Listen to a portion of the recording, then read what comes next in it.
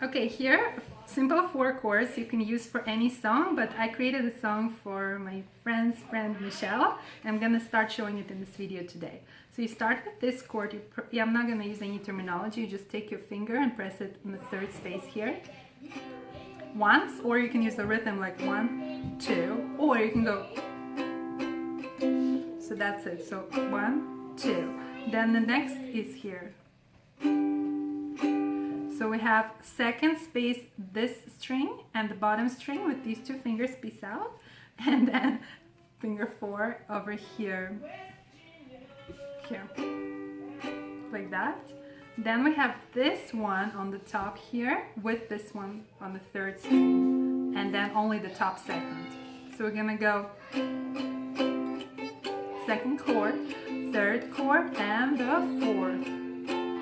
Michelle is here with me every day, having fun with me every day. So that's it for the first part.